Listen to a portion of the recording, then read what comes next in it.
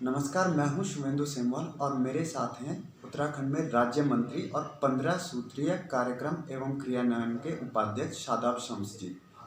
शादाब जी को पिछले साल 15 सूत्रीय कार्यक्रम की जिम्मेदारी दी गई थी और अगले साल जैसे कि विधानसभा चुनाव आने वाले हैं तो वे आज हमसे राज्य के विभिन्न मुद्दों पर चर्चा करेंगे।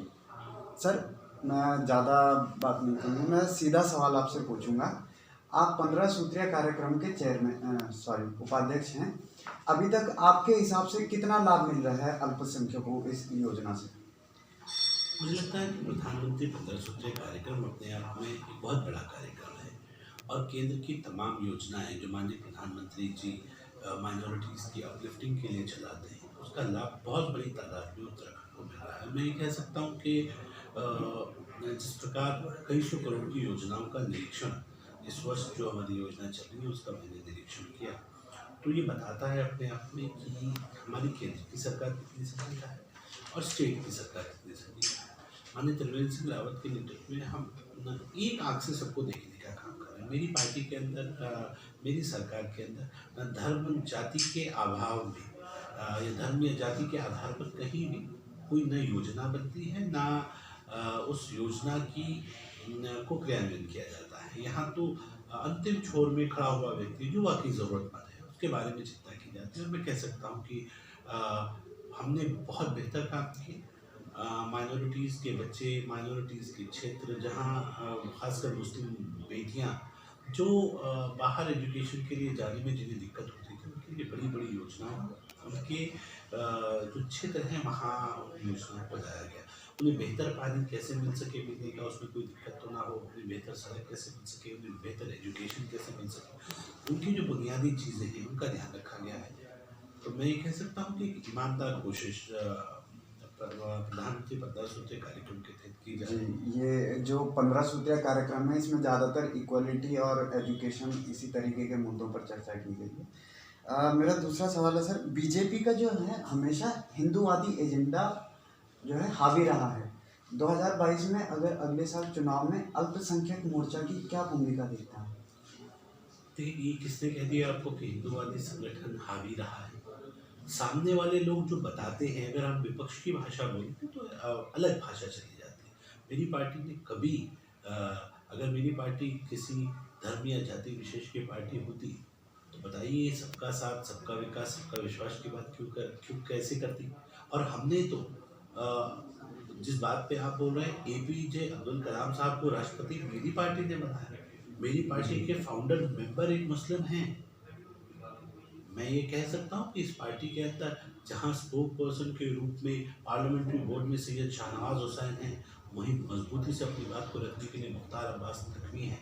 हम जैसे लोग यहाँ पार्टी में ये कहना बिल्कुल बेईमानी होगा कि हमारी पार्टी में कांग्रेस के बड़े नेताओं जो कांग्रेस को लात मार के एक तरफ हो गए थे, ऐसे आरिफ मोहम्मद खान साहब को हमने जब उनकी राष्ट्रवादी विचारधारा को देखा तो मेरी पार्टी ने उन्हें एक स्टेट का गवर्नर बनाया हुआ, आज केरला के गवर्नर है। तो हमारे यहाँ ये गंदगी नहीं है। ये जहाँ से जो लोग बातें करते हैं इस तरह की, उन्हीं के यहाँ ये गंदगी है और इस गंदगी को वहीं रहने दीजिए। ठीक है सर। अगला है कि उत्तराखंड में मुस्लिम आबादी जो है कुल आबादी की 14% है, तो आपको अगले साल कितने सपोर्ट की उम्मीद है?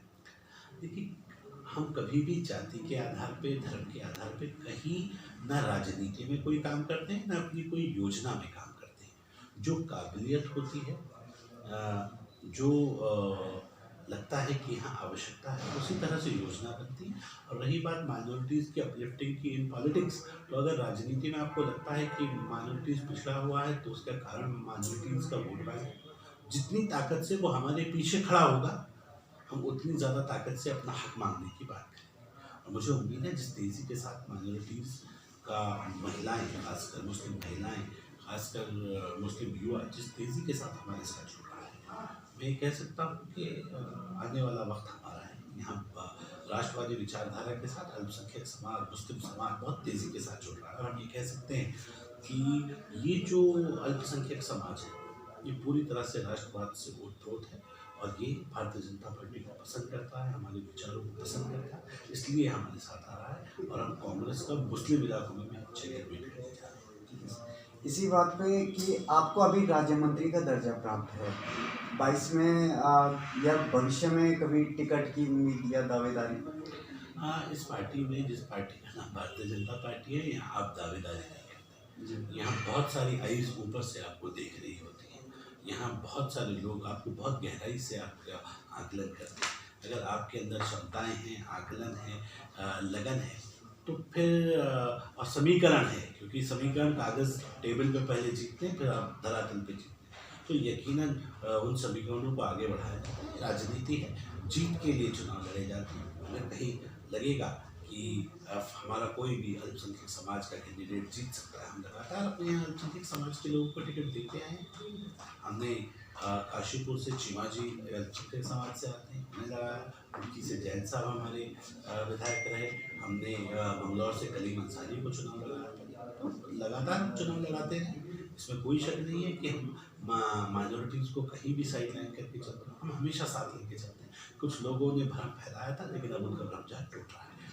ठीक है सर। और इसमें आप जनवरी के महीने में काफ़ी चर्चित रहे थे। आपने ये जो पाकिस्तान में किसी मंदिर को जलाने का मुद्दा था, आपने इसका विरोध किया था, और साथ ही अभी राम मंदिर का भी मुद्दा काफ़ी चल रहा है, तो कुछ कहना चाहेंगे इस पर? देखिए, पाकिस्तान में जिस मंदिर में तोड़फोड़ की गई, उसमें आगजनी की गई, ये वहाँ के लोकतंत्र को दिखाता है, वहाँ की कानून व्यवस्था को दिखाता है, वहाँ के ऊपर हो रहे अल्पसंख्यकों के ऊपर अत्याचार को दिखाता है।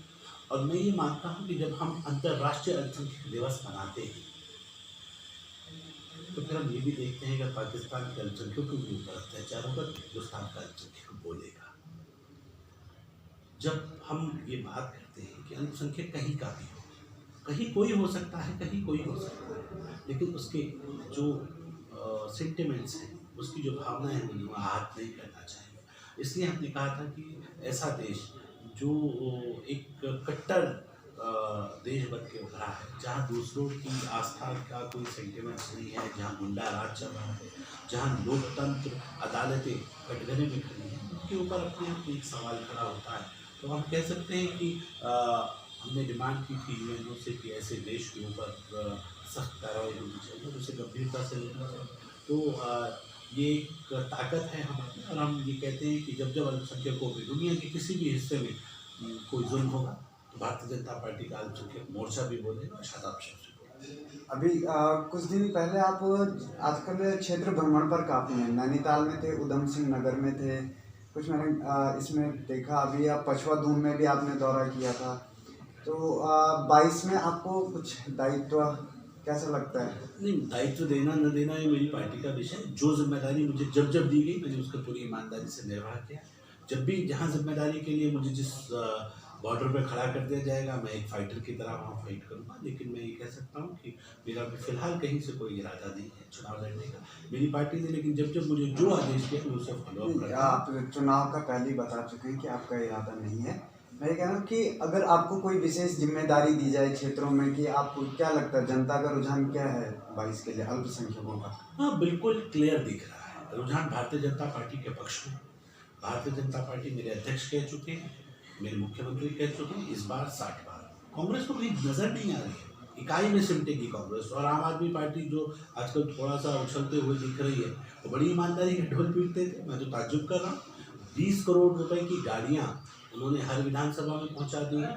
एक एक वैन पहुँचा रहे हैं, प्रचार की सामग्री पहुँचा रहे हैं, और वो कह रहे हैं, उनके नेता बता रहे हैं कि 1-1 करोड़ रुपए हम हर विधानसभा में चुनाव लड़ने के लिए देंगे। एक ईमानदार पार्टी के पास इतने पैसे कहाँ से आ गए कि वो 100 करोड़ रुपए उत्तराखंड में चुनाव से पहले खर्च कर दें? आम आदमी पार्टी ये भी कह रही कि वो हर एक विधानसभा सीट के लिए अलग से मैनिफेस्टो यानी घोषणा पत्र जारी करेंगे। घोषणा पत्र की बात नहीं कर रहा हूँ मैं ये कह रहा हूँ ये पैसा कहाँ से आ रहा है। ये तो ईमानदारी का ढोल पीटते थे, ये तो कहते थे हम ऑटो में चलने वाले लोग हैं, हम बिल्कुल सामान्य हैं। मैं ये बोल रहा हूँ, इनके नेता ये जो 100 करोड़ रुपए का खर्च ये बता रहे हैं कि 20 करोड़ ये कर चुके, गाड़ी ये पहुँचा चुके, प्रचार चल रहा है, और ये जो 1-1 करोड़ रुपए कह रहे हैं हम एक सीट पे लगाएंगे, ये बताता है कि कांग्रेस आम आदमी पार्टी एक्सपोज हो चुकी है। और रही बात हमें फाइट देने की, तो आम आदमी पार्टी की हम लोकसभा चुनाव में पिछले, विधानसभा चुनाव में और निकाय चुनाव में जमानतें जब्त करा चुके हैं। तो हमें उनकी कोई थ्रेट नहीं है। मैं तो उनका जिक्र सिर्फ इसलिए किया कि वो किस लेवल पे किस तरह के झूठे लोग हैं जो बोलते कुछ हैं करते कुछ हैं। उनकी कथनी और करनी में ज़मीन और आसमान का अंतर है और वो इस उत्तराखंड में पूरी तरह से एक्सपोज हो चुके हैं। ठीक है सर। और आखिर में आप अपने विचार, जो व्यक्तिगत विचार हैं, जरा पार्टी की विचारधारा से हटके जो आप व्यक्तिगत तौर पे महसूस करते हैं मुस्लिम माइनॉरिटीज़ के लिए उत्तराखंड में, आप क्या कहेंगे? देखिए, उत्तराखंड और प्रदेशों से अलग है और यहाँ का मुस्लिम समाज, यहाँ का अल्पसंख्यक समाज और प्रदेशों से अलग है। यहाँ कट्टरता नहीं है। जब हम बात करते हैं कि अल्पसंख्यक समाज, हम गंगा जमनी तहजीब के मानने वाले हैं। हमारी एक तरफ गंगा, दूसरी तरफ जमुना है और मैं ये कह सकता हूँ उस तहजीब के मुहाफिज भी हैं और बड़ी जिम्मेदारी से इस बात को कह रहा हूँ। उत्तराखंड में ये कट्टर धार्मिक गंदगी बहुत कम है और इसलिए मैं कह सकता हूँ अल्पसंख्यक समाज, खासकर मुस्लिम समाज, जिसको बहुत लंबे वक्त से बहुत लोगों ने गुमराह किया हुआ था, वो अपनी गुमराहियत को छोड़कर भारतीय जनता पार्टी की तरफ बहुत तेज़ी से राष्ट्रवादी विचारधारा की तरफ आ रहा है। और मैं कह सकता हूँ कि यहाँ के लोग औरों के लोगों से अलग हैं और यहाँ से जो संदेश जाता है हिमालय से, वो कन्याकुमारी तक जाता है। और मैं कह सकता हूँ इस बार अल्पसंख्यक समाज और खासकर मुस्लिम समाज बहुत तेज़ी से भारतीय जनता पार्टी की तरफ आ रहा है। आप देखेंगे चुनाव आते आते लाखों लोग भारतीय जनता पार्टी की सदस्यता ग्रहण करने वाले हैं। ठीक है, धन्यवाद साहब आप जी।